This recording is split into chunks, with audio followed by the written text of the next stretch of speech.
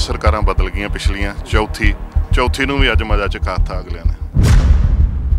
जिन्नी देर मैं स्टेज ते खड़ा रहा, केजरीवाल साहब ने मैमोरेंडम पढ़िया, देखिया ते हाथ जोड़ के खड़े रहे। उदों बाद स्टेज ते बोले भी। जितने पुराने अभी तक के बेअदबी के कांड हुए हैं और जितने बॉम्ब ब्लास्ट के कांड हुए हैं, एक एक कांड की जांच करा के समयबद्ध तरीके से उनके जो ऊपर आगू बैठे हैं, जो सबसे ऊपर उनके मास्टरमाइंड बैठे हैं, उनको जेल में चक्के पिसवाए। बेमिसाल दी सजा दी गल जिहड़ी अपने भगवंत मान साहब ने भी की है 25 जनवरी की। शांति बना के रखनी, अमन शांति बना के रखनी, मजबूत सरकार बनूगी तो यह जिहड़ा माहौल है वो नहीं बनूगा। ਇਹੋ ਜਿਹੀਆਂ ਘਟਨਾਵਾਂ ਦੁਬਾਰਾ ਨਹੀਂ ਹੋਣਗੀਆਂ। ਜਦੋਂ ਕਿਤੇ ਵੀ ਕਿਸੇ ਵੀ ਧਾਰਮਿਕ ਗ੍ਰੰਥ ਦੀ ਬੇਅਦਬੀ ਹੁੰਦੀ ਹੈ, ਜੇ ਕਿਤੇ ਉਹਦੀ ਸਜ਼ਾ ਜਿਹੜੀ ਹੈ ਬੇਮਿਸਾਲ ਸਜ਼ਾ ਹੋ ਜੇ, ਤਾਂ ਭਵਿੱਖ ਦੇ ਵਿੱਚ ਇਹੋ ਜਿਹੀਆਂ ਘਟਨਾਵਾਂ ਕਰਨ ਦੀ ਕਿਸੇ ਦੀ ਹਿੰਮਤ ਨਹੀਂ ਪੈਂਦੀ। ਜਿੱਦਣ ਚੋਣ ਜਿੱਤ ਕੇ ਉਦੋਂ ਬਾਅਦ ਹੀ ਕੋਈ ਉਦੋਂ ਬਾਅਦ ਇਦਾਂ ਜਿੱਦਾਂ ਡਿਲੀਟ ਹੀ ਹੋ ਜਾਂਦਾ, ਜਿੱਦਾਂ ਮੈਮੋਰੀ ਚੋਂ ਬੇਅਦਬੀ ਲਫ਼ਜ਼ ਹੀ ਡਿਲੀਟ ਹੋ ਗਿਆ। ਸਾਨੂੰ ਭਗਵੰਤ ਮਾਨ ਸਾਹਿਬ ਮਿਲਣ ਦਾ ਟਾਈਮ ਨਹੀਂ ਦੇ ਰਹੇ। ਬੇਅਦਬੀ ਦੂਰ ਕਰਨੀ ਜਾਂ 295 ਧਾਰਾ ਨੂੰ ਸਖਤ ਕਰਨਾ, ਜੇ ਬੇਮਿਸਾਲ ਸਜ਼ਾ ਦੀ ਗੱਲ ਕਰਨੀ ਦੂਰ ਦੀ ਗੱਲ ਹੈ। ਗੁਰੂ ਗ੍ਰੰਥ ਸਾਹਿਬ ਜੀ ਦੀ ਬੇਅਦਬੀ ਦਾ ਮਸਲਾ ਹੈ। ਮੈਂ 2-3 ਵਾਰੀ ਮਾਨ ਸਾਹਿਬ ਮੀਡੀਆ ਦੇ ਰਾਹੀਂ ਤੁਹਾਨੂੰ ਕਹਿਣ ਦੀ ਕੋਸ਼ਿਸ਼ ਕੀਤੀ, ਕਿਉਂਕਿ ਤੁਸੀਂ ਮੱਥੇ ਹੀ ਨਹੀਂ ਲੱਗਣਾ ਚਾਹੁੰਦੇ। ਗੁਰੂ ਗ੍ਰੰਥ ਸਾਹਿਬ ਜੀ ਦੀਆਂ ਬੇਅਦਬੀਆਂ ਦਾ ਮਸਲਾ ਹੋਏ, ਮੁੱਖ ਮੰਤਰੀ ਗੱਲ ਸੁਣਨ ਨੂੰ ਤਿਆਰ ਨਹੀਂ। ਮੋਦੀ ਸਾਹਿਬ ਦੇ ਅਗੇਂਸਟ ਗੱਲ ਕਰਨ ਲੱਗਿਆ ਤਾਂ ਕਹਿੰਦੇ ਸੀ ਇਹ ਪੰਜਾਬ ਗੁਰਾਂ ਦੇ ਨਾਂ ਤੇ ਜਿਉਂਦਾ, ਤੇ ਅੱਜ ਕਿੱਥੇ ਗਿਆ ਉਹ ਪੰਜਾਬ? ਉਹ ਤਾਂ ਗੱਲ ਸੁਣਨ ਨੂੰ ਤਿਆਰ ਨਹੀਂ। ਪਹਿਲੇ ਘੱਟੋ ਘੱਟ ਗੱਲ ਤਾਂ ਸੁਣਦੇ ਸੀ। ਅਸੀਂ ਚੰਨੀ ਸਾਹਿਬ ਨੂੰ ਮਿਲੇ ਆ, ਅੱਧੇ ਘੰਟੇ ਦੇ ਵਿੱਚ ਬਾਜਵਾ ਸਾਹਿਬ ਨੇ ਸਾਨੂੰ ਮਿਲਾਤਾ। ਉਹ ਜਿਹੜੀ ਲੋਕ ਗੱਲ ਕਹਿੰਦੇ ਆ ਨਾ ਵੀ ਦਿੱਲੀੋਂ ਕੁਝ ਆਉਂਦਾ, ਦਿੱਲੀੋਂ ਕੁਝ ਆਉਂਦਾ, ਪਤਾ ਨਹੀਂ ਦਿੱਲੀੋਂ ਕੀ ਆ ਜਾਂਦਾ। ਤੁਸੀਂ ਕਹਿੰਦੇ ਹੋ ਦਿੱਲੀੋਂ ਆਉਂਦਾ ਹੈ, ਇਸ ਕਰਕੇ ਨਹੀਂ ਸ਼ਾਇਦ ਸੁਣਦੇ, ਪਰ ਦਿੱਲੀ ਵਾਲੇ ਨੇ ਤਾਂ ਤੁਹਾਨੂੰ ਸਟੇਜ ਤੇ ਬੁਲਾਇਆ ਸੀ ਕੇਜਰੀਵਾਲ ਨੇ। ਕੀ ਫਿਰ ਉਹ ਸਿਰਫ ਡਰਾਮਾ ਸੀ? ਇਦਾਂ ਤਾਂ ਡਰਾਮਾ ਹੀ ਲੱਗਦਾ ਪੈਸਾ। ਇੱਕ ਮੰਤਰੀ ਜਿਹੜਾ ਮੁੱਖ ਮੰਤਰੀ ਨੂੰ ਫੋਨ ਨਹੀਂ ਕਰ ਸਕਦਾ, ਉਹ ਕੀ ਸਿਸਟਮ ਆ, ਕੀ ਮਾਡਲ ਆਫ ਗਵਰਨੈਂਸ ਦੇ ਰਹੇ ਨੇ? ਸਾਡਾ ਸੰਪਰਕ ਹੋਏਗਾ ਉਹਨਾਂ ਦੇ ਨਾਲ? ਨਹੀਂ ਸਾਡਾ ਫੋਨ ਦਾ ਨਹੀਂ ਕੰਮ। ਸਾਡਾ ਤੇ ਓਐਸਡੀ ਕਾਲ ਕਰਦੇ ਸਾਨੂੰ ਕੈਬਨਿਟ ਮਿਨਿਸਟਰ ਨੂੰ, ਜਦੋਂ ਸੱਦਦੇ ਹੀ ਉਸੇ ਦੇ ਚੱਲਦੇ। ਸਾਰਾ ਕੁਝ ਕਰਕੇ ਦੇਖ ਲਿਆ। ਆਨੰਦਪੁਰ ਸਾਹਿਬ ਤੋਂ ਮੰਤਰੀ ਨੇ, ਅੰਮ੍ਰਿਤਧਾਰੀ ਗੁਰਸਿੱਖ ਨੇ, ਚਲੋ ਉਹਨਾਂ ਨੂੰ ਮਿਲ ਕੇ ਵੇਖਦੇ ਆ। ਉਹਨਾਂ ਨੇ ਅੱਜ ਮਿਲਣ ਤੋਂ ਹੀ ਮਨਾ ਕਰ ਦਿੱਤਾ ਜੀ। ਸਾਡਾ ਸਵੇਰੇ 10 ਵਜੇ ਦਾ ਮਿਲਣ ਦਾ ਟਾਈਮ ਸੀ ਉਹਨਾਂ ਦਾ, ਆਨੰਦਪੁਰ ਸਾਹਿਬ ਦਾ। ਅਸੀਂ ਜਦੋਂ ਆਖਿਆ, ਪਹਿਲਾਂ ਤਾਂ ਸਾਨੂੰ ਕਹਿੰਦੇ ਵੀ ਤੁਸੀਂ ਆ ਜਾਓ, ਉੱਥੇ ਪਹੁੰਚ ਜਾਓ। ਫਿਰ ਸਾਨੂੰ ਅੱਧੇ ਘੰਟੇ ਬਾਅਦ ਕਹਿੰਦੇ ਜੀ ਅੱਜ ਦੇ ਸਾਰੇ ਪ੍ਰੋਗਰਾਮ ਕੈਂਸਲ ਹੋ ਗਏ ਨੇ। ਨਤੀਜੇ ਦੇਖ ਕੇ ਮਨ ਖੱਟਾ ਹੋਇਆ ਬਣਾ। ਨਤੀਜੇ ਦੇਖਦੇ ਕਹਿੰਦੇ ਕਿ ਸਾਨੂੰ ਨਾ ਆਪਣਾ ਵਿਧਾਨ ਸਭਾ ਦੇ ਸਪੀਕਰ ਸਾਹਿਬ ਨੇ ਮਨਾ ਕਰ ਦਿੱਤਾ ਕਿ ਵਿਧਾਨ ਸਭਾ ਦਾ ਸੈਸ਼ਨ ਚੱਲ ਰਿਹਾ, ਤੁਸੀਂ ਚੰਡੀਗੜ੍ਹ ਛੱਡ ਕੇ ਬਾਹਰ ਨਹੀਂ ਜਾ ਸਕਦੇ। ਤੇ ਮੈਂ ਕਿਹਾ ਮੁੱਖ ਮੰਤਰੀ ਸਾਹਿਬ ਤਾਂ ਕੱਲ੍ਹ ਦੀ ਕੁੱਲੂ 'ਚ ਰੈਲੀ ਕਰ ਆਏ ਆ। ਇਹ ਵੀ ਦੇਖਣ ਵਾਲੀ ਹੈ ਜੀ, ਜਦੋਂ ਵੀ ਕਿਸੇ ਨੇ ਬੇਅਦਬੀ ਕੀਤੀ ਹੈ ਤਾਂ ਉਹਨੂੰ ਇਹ ਕਹਿ ਕੇ ਛੱਡ ਦਿੱਤਾ ਜਾਂਦਾ ਹੈ ਇਹ ਮਾਨਸਿਕ ਤੌਰ ਤੇ ਠੀਕ ਨਹੀਂ ਹੈ, ਇਹਦੀ ਮਾਨਸਿਕ ਸਥਿਤੀ ਠੀਕ ਨਹੀਂ ਸੀ, ਇਹ ਪਾਗਲ ਸੀ। ਤੇ ਸਰਕਾਰ ਨੇ ਜਦੋਂ ਕੋਈ ਮਾਨਸਿਕ ਤੌਰ ਤੇ ਠੀਕ ਨਹੀਂ ਹੁੰਦਾ, ਉਹ ਆਪਣੇ ਡਿਪਰੈਸ਼ਨ ਨੂੰ ਠੀਕ ਕਰਨ ਦੇ ਲਈ ਸ਼ਰਾਬਾਂ ਪੀਂਦਾ ਜੀ, ਉਹ ਫਿਰ ਮਾਨਸਿਕ ਤੌਰ ਤੇ ਹੋਰ ਹੋ ਜਾਂਦਾ। ਤੇ ਆਪਾਂ ਤਾਂ ਸ਼ਰਾਬ ਹੋਰ ਸਸਤੀ ਕਰਤੀ, ਫਿਰ ਮਾਨਸਿਕ ਰੋਗੀ ਬਣਾ ਕੇ ਕੀ ਫਿਰ ਗੁਰੂ ਗ੍ਰੰਥ ਸਾਹਿਬ ਵੱਲ ਨੂੰ ਤੋਰਨੇ ਨੂੰ ਕੀਤੀ ਹੈ ਜੀ ਇਹ ਸਸਤੀ। ਤੇ ਇਹ ਤੁਹਾਨੂੰ ਮੈਂ ਸਮਝਦਾ ਪੰਜਾਬੀਆਂ ਨੇ ਇੱਕ ਮੱਤ ਵੀ ਦੇਤੀ, ਮਹਿਜ਼ 90 ਦਿਨਾਂ ਦੇ ਵਿੱਚ ਤੁਹਾਡਾ ਕੀ ਹਸ਼ਰ ਹੋ ਗਿਆ। ਉਹੀ ਸੰਗਰੂਰ ਸੀ ਨਾ ਜਿੱਥੋਂ ਖੁਦ ਅਸਤੀਫਾ ਦਿੱਤਾ, ਤੇ ਅੱਜ ਕੀ ਹਾਲ ਹੋ ਗਿਆ। ਇਹ ਅੱਗਾਂ ਲਾਉਣੀਆਂ ਚਾਹੁੰਦੇ ਨੇ, ਹੋਰ ਕਾਹਦੇ ਲਈ ਉਕਸਾਹਟ ਹੈ? ਗੁਰੂ ਗ੍ਰੰਥ ਸਾਹਿਬ ਜੀ ਨੇ ਕਿਸੇ ਦੀ ਜ਼ਮੀਨ ਦੱਬੀ ਹੈ? ਉਹ ਬੇਅਦਬੀ ਕਰਨ ਵਾਲਿਓ, ਪੜ੍ਹ ਤਾਂ ਲਓ ਕਿ ਸੁਣ ਤਾਂ ਲਓ। ਉਹ ਜਾਂ ਇਹੀ ਦੱਸ ਦਿਓ ਤੁਸੀਂ ਕਿਹਦੇ ਹੋ। ਅਸੀਂ ਤਾਂ ਗੁਰੂ ਗ੍ਰੰਥ ਸਾਹਿਬ ਦੇ ਬੱਚੇ ਹਾਂ। ਉਹ ਜੇ ਬੇਅਦਬੀ ਕਰਨ ਆਉਣਾ ਤੇ ਫਿਰ ਕਹਿ ਕੇ ਆ ਜਿਓ। ਅੱਜ ਤੱਕ ਕਿਸੇ ਦੇ ਘਰ ਪੱਖੇ ਤੋਂ ਅੱਗ ਲੱਗੀ ਹੋਏ ਤੇ ਮੈਨੂੰ ਦੱਸ ਸਕਦਾ? ਮੇਰੇ ਧਿਆਨ 'ਚ ਨਹੀਂ ਆਈ। ਮੇਰੀ 50 ਸਾਲ ਦੀ ਉਮਰ ਹੋ ਚੱਲੀ ਆ ਕਿ ਕਿਸੇ ਘਰ ਕਿਤੇ ਖਬਰ ਨਹੀਂ ਪੜੀ ਅੱਜ ਤੱਕ ਕਿ ਪੱਖੇ ਤੋਂ ਅੱਗ ਲੱਗੇ। ਪੱਖੇ ਮਾਰੇ ਦੇ ਪਲੰਗ ਨੂੰ ਕਿਉਂ ਅੱਗ ਲਾਉਂਦੇ ਆ? ਪੱਖੇ ਬਦਨਾਮ ਨੇ, ਕਮੀਨੇ ਇਨਸਾਨ ਨੇ, ਤੇ ਉਦੋਂ ਵੱਧ ਕਮੀਨੇ ਉਹ ਲੋਕ ਨੇ। ਮੈਂ ਸਮਝਦਾ, ਅੱਜ ਮੈਂ ਕਹਿਣਾ ਚਾਹੁੰਦਾ, ਰੋਸ ਦੇ ਵਿੱਚ ਕਹਿ ਰਿਹਾ, ਉਦੋਂ ਵੱਧ ਕਮੀਨੇ ਉਹ ਲੋਕ ਨੇ ਜਿਹੜੇ ਇਹਦੇ ਸਾਰੇ ਤੇ ਪਰਦਾ ਪਾਉਂਦੇ ਨੇ, ਤੇ ਜਿਹੜੇ ਇਹਦੇ ਤੇ ਰਾਜਸੀ ਰੋਟੀਆਂ ਸੇਕ ਕੇ ਕੁਰਸੀਆਂ ਤੇ ਪੈਂਦੇ ਨੇ, ਬਾਅਦ 'ਚ ਚੇਤਾ ਭੁੱਲ ਜਾਂਦਾ ਉਹ ਵੀ।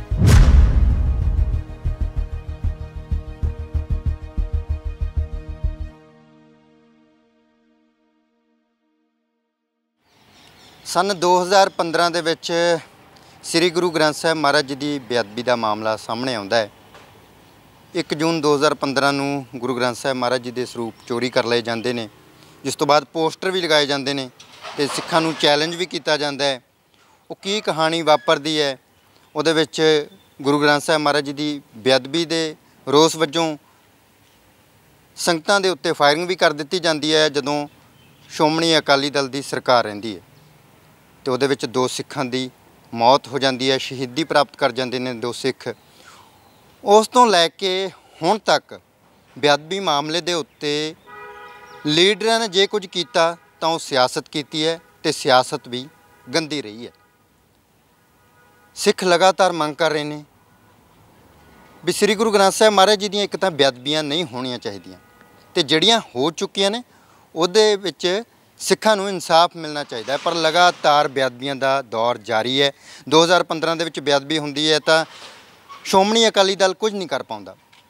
ਉਸ ਤੋਂ ਬਾਅਦ 17 ਦੇ ਵਿੱਚ ਸਰਕਾਰ ਕਾਂਗਰਸ ਦੀ ਆ ਜਾਂਦੀ ਹੈ। ਕੁਝ ਉਮੀਦ ਬਣਦੀ ਹੈ ਕਿਉਂਕਿ ਇਹ ਵੀ ਜਿਹੜੀਆਂ ਚੋਣਾਂ ਸੀਗੀਆਂ ਇਹ ਵੀ ਬੇਅਦਬੀ ਦੇ ਸਿਰ ਦੇ ਉੱਤੇ ਜਾਂ ਨਸ਼ੇ ਦੇ ਸਿਰ ਦੇ ਉੱਤੇ ਲੜੀਆਂ ਜਾਂਦੀਆਂ ਨੇ।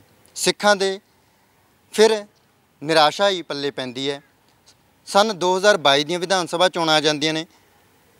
ਕਾਂਗਰਸ ਨੂੰ ਭੰਡਿਆ ਜਾਂਦਾ ਹੈ ਆਮ ਆਦਮੀ ਪਾਰਟੀ ਦੇ ਵੱਲੋਂ। ਕਿਹਾ ਜਾਂਦਾ ਵੀ ਇਹ ਲੋਕ ਸਿਰਫ ਸ੍ਰੀ ਗੁਰੂ ਗ੍ਰੰਥ ਸਾਹਿਬ ਮਹਾਰਾਜ ਜੀ ਦੇ ਉੱਤੇ ਗੰਦੀ ਸਿਆਸਤ ਕਰ ਸਕਦੇ ਨੇ, ਬੇਅਦਬੀ ਦੇ ਦੋਸ਼ੀ ਤਾਂ ਸਿਰਫ 10 ਦਿਨਾਂ 'ਚ ਫੜੇ ਜਾ ਸਕਦੇ ਨੇ। ਬਹੁਤ ਸਾਰੇ ਲੀਡਰ ਤਾਂ 1-1 ਦਿਨ ਦੀ ਵੀ ਗੱਲ ਕਰਦੇ ਰਹੇ ਆ, 24-24 ਘੰਟਿਆਂ ਦੀ।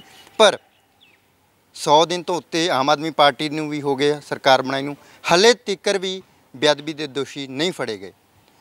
ਇਸ ਦੇ ਚਲਦਿਆਂ ਹੁਣ 8 ਪਹਿਰ ਟਹਿਲ ਸੇਵਾ ਲਹਿਰ ਇੱਕ ਖੜੀ ਹੁੰਦੀ ਹੈ, ਜਿਨ੍ਹਾਂ ਦੇ ਵੱਲੋਂ ਜਿੱਥੇ ਸਿੱਖ ਸੰਗਤਾਂ ਨੂੰ ਬੇਅਦਬੀਆਂ ਰੋਕਣ ਦੇ ਲਈ ਜਾਗਰੂਕ ਕੀਤਾ ਜਾ ਰਿਹਾ ਹੈ, ਉੱਥੇ ਨਾਲ ਹੀ ਇਹਨਾਂ ਦੇ ਵੱਲੋਂ ਲਗਾਤਾਰ ਯਤਨ ਕੀਤੇ ਜਾ ਰਹੇ ਨੇ ਵੀ ਕਿਸੇ ਤਰ੍ਹਾਂ ਸੰਪਰਕ ਕਰਕੇ ਸਰਕਾਰ ਦੇ ਮੰਤਰੀਆਂ ਦੇ ਨਾਲ ਜਾਂ ਮੁੱਖ ਮੰਤਰੀ ਪੰਜਾਬ ਭਗਵੰਤ ਮਾਨ ਹੋਰਾਂ ਦੇ ਨਾਲ ਗੱਲਬਾਤ ਕੀਤੀ ਜਾਵੇ।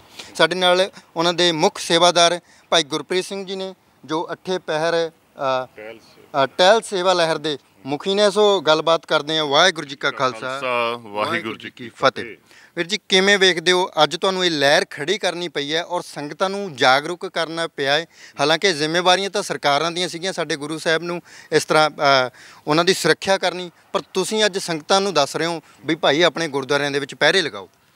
ਦੇਖੋ ਜੀ, 2 ਢੰਗ ਦੇ ਨਾਲ 8 ਪਹਿਰ ਟਹਿਲ ਸੇਵਾ ਲਹਿਰ ਦੇ ਰਾਹੀਂ ਅਸੀਂ ਸੇਵਾ ਕਰ ਰਹੇ ਹਾਂ। ਜਿਵੇਂ ਆਪ ਜੀ ਨੇ ਹੁਣੇ ਦੱਸਿਆ ਕਿ ਇੱਕ ਤਾਂ ਸੰਗਤਾਂ ਨੂੰ ਜਾਗਰੂਕ ਕਰਨਾ ਕਿ ਦਰਬਾਰ ਸੁਣਨਾ ਨਾ ਛੱਡੋ, ਤੇ ਦੂਸਰਾ ਕੰਮ ਇਹ ਹੈ ਕਿ ਜਿਹੜਾ ਸਰਕਾਰਾਂ ਦੀ ਨਲਾਇਕੀ ਦੀ ਜਿਹੜੀ ਤੁਸੀਂ ਗੱਲ ਕੀਤੀ ਹੈ, 3 ਸਰਕਾਰਾਂ ਬਦਲ ਗਈਆਂ ਪਿਛਲੀਆਂ, ਚੌਥੀ ਨੂੰ ਵੀ ਅੱਜ ਮਜ਼ਾ ਚਕਾਤਾ ਅਗਲਿਆਂ ਨੇ।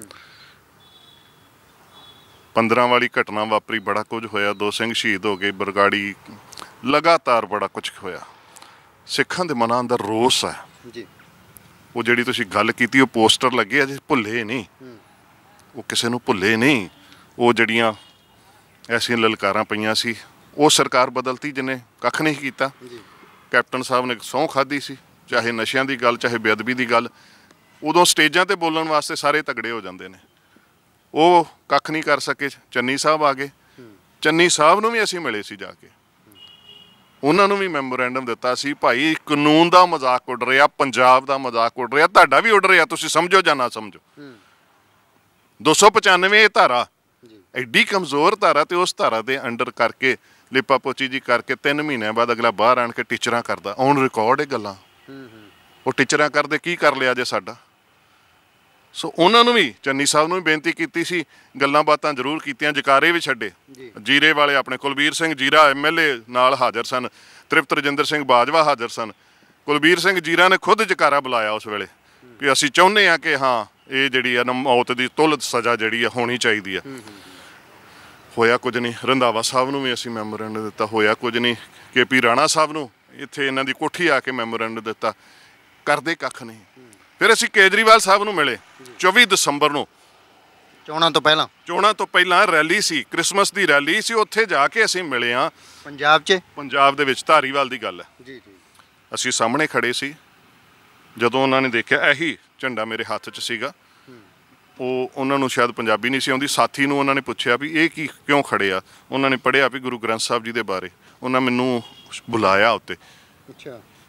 ਸ਼ਹਿਰੀ ਕਲਸੀ MLA ਦੇ ਕੈਂਡੀਡੇਟ ਸੀ ਬਟਾਲੇ ਤੋਂ, ਉਹ ਮੈਨੂੰ ਥੱਲੇ ਆ ਕੇ ਤੇ ਸਟੇਜ ਤੇ ਲੈ ਕੇ ਗਏ। 5 ਮਿੰਟ ਲੱਗੇ ਹੋਣਗੇ ਸਾਰੇ ਪ੍ਰੋਸੈਸ ਦੇ ਵਿੱਚ।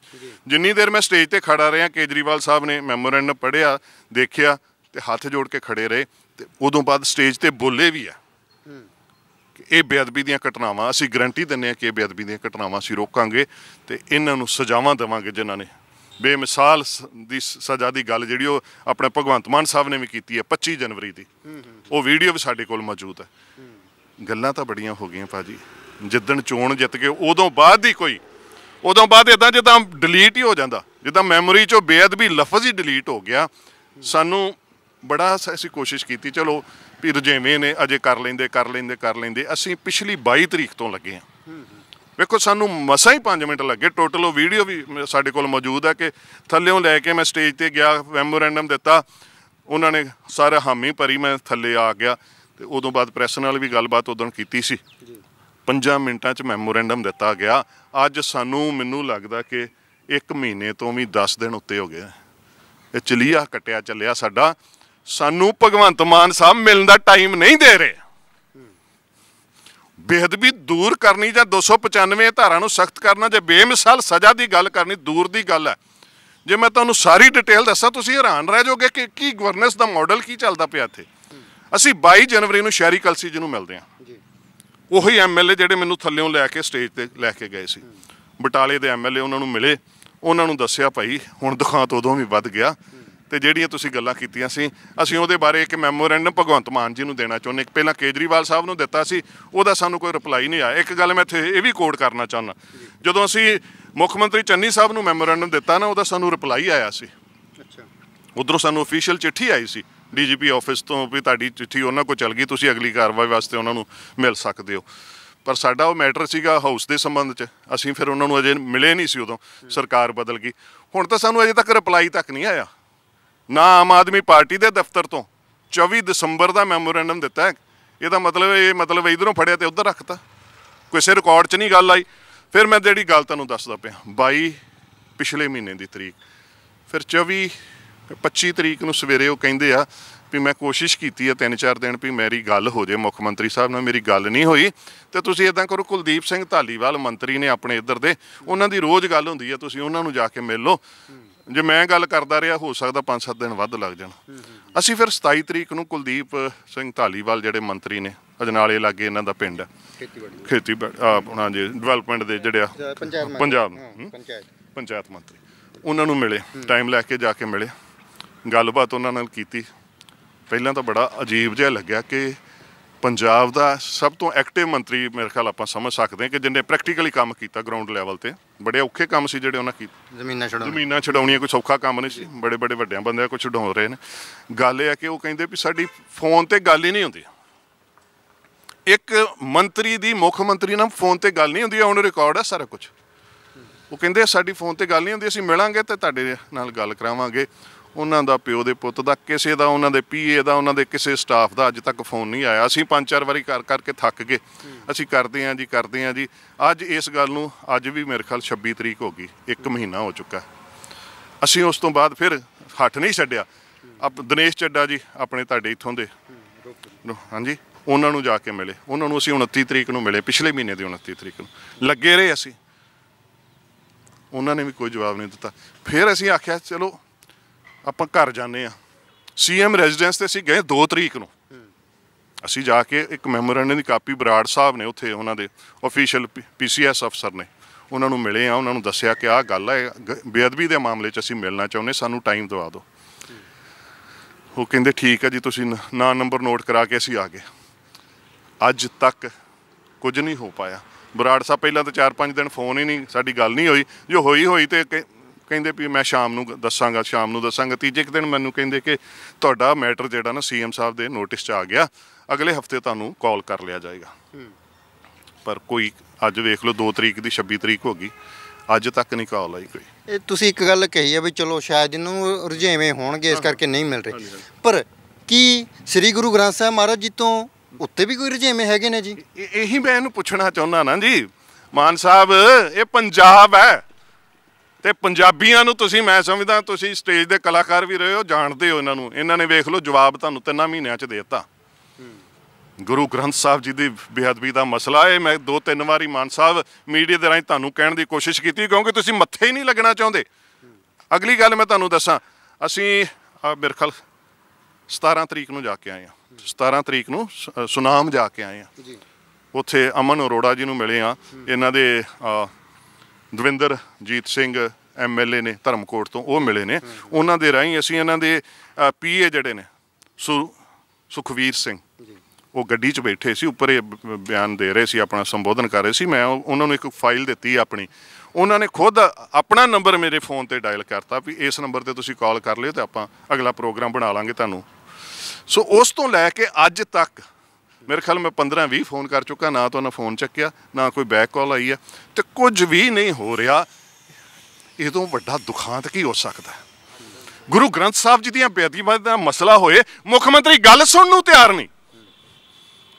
ਇਹ ਕੀ ਸਮਝਦੇ ਨੇ ਕਿ ਜੇ ਪਹਿਲੀਆਂ ਬਦਲ ਗਈਆਂ ਤੇ ਇਹ ਕੋਈ ਇਹਨਾਂ ਨੂੰ ਫੈਵੀਕੋਲ ਦਾ ਜੋੜ ਤਾਂ ਨਹੀਂ ਲਾਤਾ ਕਿ ਅੱਜ ਜਿਹੜਾ ਇਹਨਾਂ ਨੂੰ ਅੱਜ ਇਹ ਹਾਰ ਦਾ ਸਾਹਮਣਾ ਕਰਨਾ ਪਿਆ, ਫਿਰ ਉਸੇ ਦਾ ਕਾਰਨ, ਕਿਉਂਕਿ ਜੇ ਆਪਾਂ ਦੇਖੀਏ ਅਕਾਲੀ ਦਲ ਲਗਾਤਾਰ ਕਹਿੰਦਾ ਹੋਇਆ ਜਿਹਨੇ ਬੇਅਦਬੀ ਕਰਾਈ ਜ਼ਿੰਮੇਵਾਰ ਹੈ ਜਾਂ ਉਹਨਾਂ ਦਾ ਕੱਖ ਨਾ ਰਹੇ। ਉਸ ਤੋਂ ਬਾਅਦ ਅੱਜ ਲੋਕ ਕਹਿ ਰਹੇ ਨੇ ਵੀ ਆਹ ਦੇਖ ਲਓ ਕੀ ਹਸ਼ਰ ਹੋਇਆ। ਉਸ ਤੋਂ ਬਾਅਦ ਕੈਪਟਨ ਅਮਰਿੰਦਰ ਸਿੰਘ ਨੇ ਵੀ ਸਹੁੰ ਖਾਧੀ ਤੇ ਉਹ ਕਹਿੰਦੇ ਕੈਪਟਨ ਦਾ ਦੇਖੋ ਕੀ ਹਾਲ ਹੋਇਆ। ਤੇ ਇਹਨਾਂ ਨੇ ਵੀ ਬੇਅਦਬੀਆਂ ਦੀ ਗੱਲ ਕੀਤੀ ਵੀ ਅਸੀਂ ਤਾਂ ਬੇਮਿਸਾਲ ਸਜ਼ਾਵਾਂ ਦੇਵਾਂਗੇ ਜਦੋਂ ਤੱਕ ਨਹੀਂ ਮਿਲਦੀਆਂ। ਤਾਂ ਕੀ ਇਹ ਉਸੇ ਦਾ ਫਿਰ ਹੈਗਾ ਜੀ ਸਾਰਾ? ਦੇਖੋ, ਜਿਹੜਾ ਗੁਰੂ ਦਾ ਨਹੀਂ ਉਹ ਪੰਜਾਬ ਦਾ ਨਹੀਂ। ਇਹ ਗੱਲ ਮੈਂ 3 ਵਾਰੀ ਕਹਿ ਚੁੱਕਾ ਸੀ, ਪਹਿਲਾਂ ਵੀ ਕਹੀ ਸੀ। ਜਿੱਦਣ ਉੱਥੇ ਗੱਲ ਹੋਈ ਹੈ ਕੇਜਰੀਵਾਲ ਸਾਹਿਬ ਨੂੰ ਮੈਮੋਰੈਂਡਮ, ਤਾਂ ਉਦਣ ਵੀ ਜਿਹੜਾ ਗੁਰੂ ਦਾ ਨਹੀਂ, ਪੰਜਾਬ ਜਿਉਂਦਾ ਗੁਰਾਂ ਦੇ ਨਾਮ ਉੱਤੇ। ਇਹ ਭਗਵੰਤ ਮਾਨ ਸਾਹਿਬ ਨੇ, ਸ਼ਾਇਦ ਤੁਹਾਨੂੰ ਯਾਦ ਹੋਣਾ, ਵਿਧਾਨ ਸਭਾ ਦੇ ਔਨ ਰਿਕਾਰਡ ਇਹ ਸਟੇਟਮੈਂਟ ਹੈ। ਜਿੱਦਣ ਮੋਦੀ ਸਾਹਿਬ ਦੇ ਅਗੇਂਸਟ ਇਹਨਾਂ ਨੇ ਹਾਊਸ ਸੱਦਿਆ ਸੀ, ਮੋਦੀ ਸਾਹਿਬ ਦੇ ਅਗੇਂਸਟ ਗੱਲ ਕਰਨ ਲੱਗਿਆ ਤਾਂ ਕਹਿੰਦੇ ਸੀ ਇਹ ਪੰਜਾਬ ਗੁਰਾਂ ਦੇ ਨਾਂ ਤੇ ਜਿਉਂਦਾ। ਤੇ ਅੱਜ ਕਿੱਥੇ ਗਿਆ ਉਹ ਪੰਜਾਬ? ਅੱਜ ਬੇਅਦਬੀਆਂ ਨਹੀਂ ਹੋ ਰਹੀਆਂ।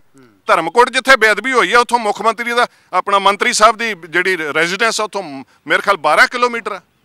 ਇਹਨਾਂ ਨੇ ਜ਼ਰੂਰਤ ਨਹੀਂ ਸਮਝੀ ਉੱਥੇ ਜਾਣ ਦੀ। ਕਿਉਂਕਿ ਇਹ ਤਾਂ ਖੁਦ ਕਹਿੰਦੇ ਰਹੇ ਵੀ ਜੇ ਸਰਕਾਰ ਚਾਹੇ ਬੇਮਿਸਾਲ ਸਜ਼ਾਵਾਂ ਦਿੱਤੀਆਂ ਜਾਣ ਫੇਰ ਹੀ ਬੇਅਦਬੀਆਂ ਰੁਕਣਗੀਆਂ, ਪਰ ਇਹਨਾਂ ਦੀ ਸਰਕਾਰ ਦੇ ਵਿੱਚ ਵੀ ਹੋ ਰਹੀਆਂ ਨੇ ਬੇਅਦਬੀਆਂ, ਹੋ ਰਹੀਆਂ ਨੇ। ਕੀ ਕਾਰਵਾਈ ਕਰ ਰਹੇ? ਉਹ ਤਾਂ ਗੱਲ ਸੁਣਨ ਨੂੰ ਤਿਆਰ ਨਹੀਂ। ਪਹਿਲੇ ਘੱਟੋ ਘੱਟ ਗੱਲ ਤਾਂ ਸੁਣਦੇ ਸੀ। ਅਸੀਂ ਚੰਨੀ ਸਾਹਿਬ ਨੂੰ ਮਿਲੇ ਹਾਂ, ਅੱਧੇ ਘੰਟੇ ਦੇ ਵਿੱਚ ਬਾਜਵਾ ਸਾਹਿਬ ਨੇ ਸਾਨੂੰ ਮਿਲਾਤਾ। ਰੰਧਾਵਾ ਸਾਹਿਬ ਨੂੰ ਮਿਲੇ ਹਾਂ ਬੜੀ ਇੱਜ਼ਤ ਦੇ ਨਾਲ। ਮੈਂ ਗੱਲ ਕੋਟ ਕਰਨਾ ਚਾਹੁੰਦਾ, ਉਸੇ CM ਰੈਜ਼ੀਡੈਂਸ ਦੇ ਨਾਲ ਅਸੀਂ ਗਏ ਹਾਂ ਉੱਥੇ ਬੜੀ ਇੱਜ਼ਤ ਦੇ ਨਾਲ ਦੋਨਾਂ ਨੇ, ਮੁੱਖ ਮੰਤਰੀ ਨੇ, ਉਪ ਮੁੱਖ ਮੰਤਰੀ ਨੇ, ਬੜੀ ਇੱਜ਼ਤ ਦੇ ਨਾਲ ਸਾਨੂੰ ਡੀਲ ਕੀਤਾ। ਗੱਲ ਵੀ ਵਧੀਆ ਸੁਣੀ ਆ। ਇਹ ਤਾਂ 40 ਦਿਨ ਹੋ ਚੱਲੇ, ਸਾਨੂੰ ਸਮਾਂ ਹੀ ਨਹੀਂ ਦੇ ਰਹੇ। ਉਹਦਾ ਕਾਰਨ ਕੀ ਮੰਨਦੇ ਹੋ ਗੁਰਪ੍ਰੀਤ ਜੀ? ਕੀ ਕਾਰਨ ਹੋ ਸਕਦਾ ਹੈ ਵੀ ਕੋਈ ਇਹਨਾਂ ਦੀ ਕੋਈ ਤੁਹਾਡੇ ਤੋਂ ਡਰ ਹੈ, ਜਾਂ ਇਹ ਮੁੱਦਾ ਚੁੱਕਣਗੀਆਂ ਸਰਕਾਰਾਂ ਕਹਿਣਗੀਆਂ, ਜਾਂ ਉਹਦਾ ਕੋਈ ਖਮਿਆਜ਼? ਉਹਦੇ ਨਾਲ ਤਾਂ ਫਾਇਦਾ ਹੀ ਹੈ ਜੇ ਹੱਲ ਕਰ ਦਿੰਦੇ ਆ ਜੀ ਇਹਨਾਂ ਨੂੰ। ਇਹਨਾਂ ਤੋਂ ਫਾਇਦਾ ਹੀ ਸੀ। ਇਹਦੇ 'ਚ ਕਿਹੜਾ ਪੈਸਾ ਲੱਗਣਾ ਇਹਨਾਂ ਦਾ? ਇਹਦੇ 'ਚ ਕਿਹੜਾ ਕੋਈ ਅਰਬਾਂ ਰੁਪਈਆਂ ਦਾ ਖਰਚਾ ਵੀ ਇਹਨਾਂ ਨੇ ਟੀਚਰ ਭਰਤੀ ਕਰਨੇ ਆ, ਜਾਂ ਇਹਨਾਂ ਨੇ 50,000 ਬੰਦਾ ਭਰਤੀ ਕਰਨਾ ਵੀ ਇਹਨਾਂ ਨੂੰ ਇੰਨਾ ਸਰਕਾਰ ਨੂੰ ਖਰਚਾ ਪੇ ਕਰਨਾ?